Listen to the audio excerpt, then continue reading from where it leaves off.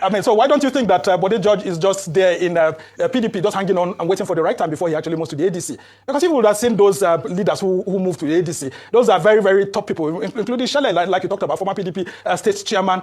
And you will see that actually the ADC is beginning to plan ahead in such a way that everything is building around Atiku Abubakar and for him to actually grab the ticket. And some people also conversing that if Atiku does get the ADC ticket and things go very, very well, that the PDP, in one way or the other, may be forced to support an Atiku presidential bid in the ADC. But the major problem of the ADC right now is that INEC has not even listed David Mark as the national chairman of the ADC. And Atiku Abubakar hasn't picked the party's membership form at the moment, though I hear that he'll be doing that next month in September. So it's a potpourri of issues, and we all await. But I can tell you, maybe Bode George is just bidding his time too before he eventually...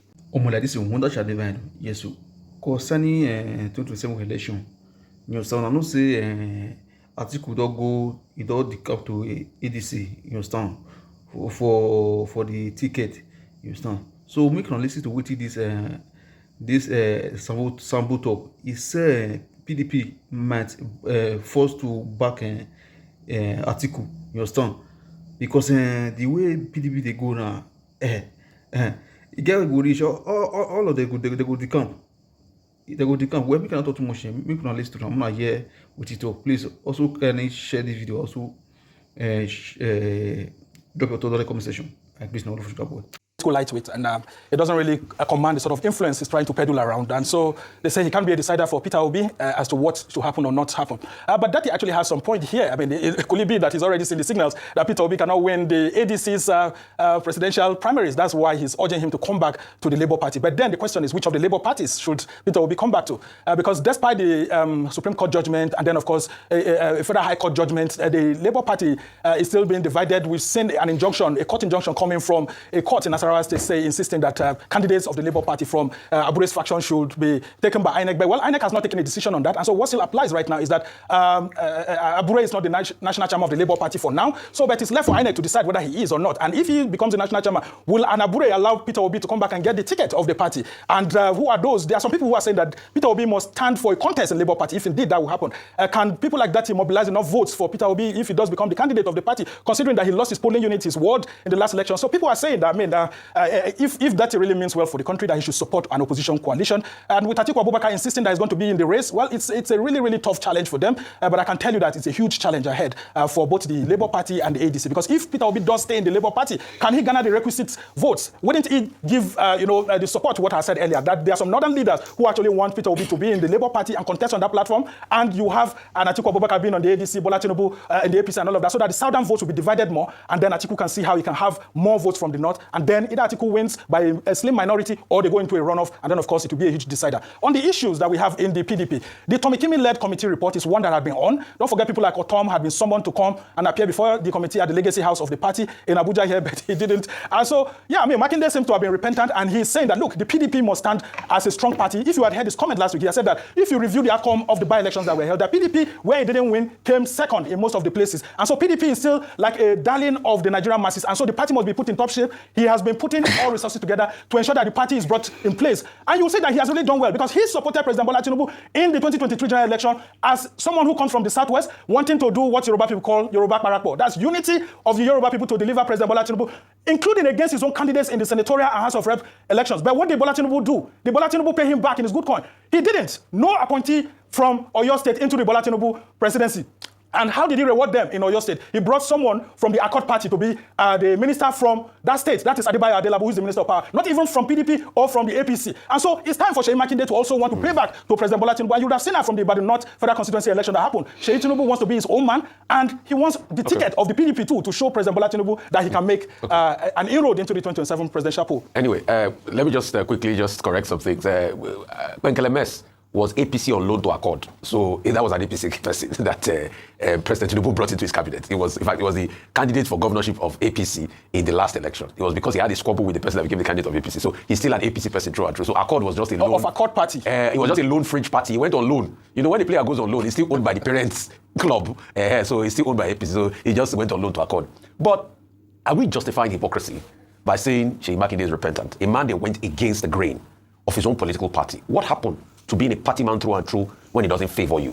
Because a lot of political watchers are saying, people like Seyi Makinde, they are now crying wolf today. He wants to fix the same PDP he helped destroy. just in the last election cycle because it did not favor him. What happens to be a party man through and through? The other question I also like to ask is, are we not just supporting hypocrisy when we are quoting a court case from a Nasarawa court as regards the Labour Party after the Supreme Court have given finality on an issue that Abure faction has no role to play, and INEC has appended that in the last election? Because we forget that Abure faction also had candidates in the last by-election, but INEC said no, you have no right. And the candidate that were adopted were the candidate not from the Abure faction. And as regards Dati Ahmed, have you snooped around to also understand that maybe Dati might have been pushed by some forces to say the things he's been saying lately as regards Peter Obi and trying to say to pretty much coddle the Abure faction? Maybe the puppeteers that are pushing Abure too are probably pushing Dati. Have you heard anything relating to Dati's even assets in Abuja? You know he has a big asset there.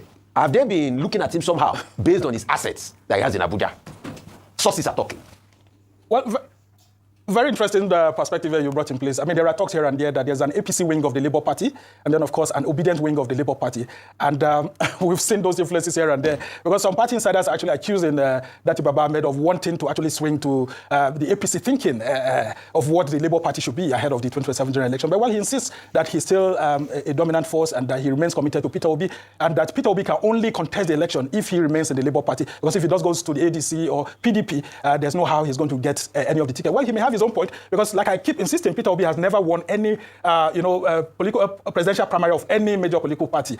You know what happened? He was just handed the ticket of the Labour Party in the last presidential election cycle. And so if he does stand in either in ADC or Labour Party or PDP, this will be his major test at a national primary election. And so we are waiting to see that. But party insiders keep saying that, look, that he should actually just come to the ADC and support them over there. But while they keep insisting that Atiku Abubakar should step aside, he's too old, he can't lead. But Atiku in his own wisdom believes that, look, the best way to actually win the election 2027 is for him to be given the ticket, because he's the only one who can mobilize other political party leaders to win the APC. But talking about some of the issues that are happening, Sheyi Makinde and all of that, yes, I mean, in politics, you can't be too hard at times. And sometimes you have to be very flexible to allow certain things to happen. And that's why I'm saying that ahead of today's NEC meeting, some party insiders that I've spoken with in the PDP said that they are prepared to sanction Wike today. In fact, that's what one of the elderly persons said. That Wike's problem is becoming so much. And just quickly, Dr. Abati, that they are saying that Samuel Anyanwu has continued to stand on the part of those against the party and not discharge the responsibility of his office as National Secretary and discharge the oaths of allegiance to the party, which he took. And now Samuel Anyanwu himself is divided because he wants to stand for the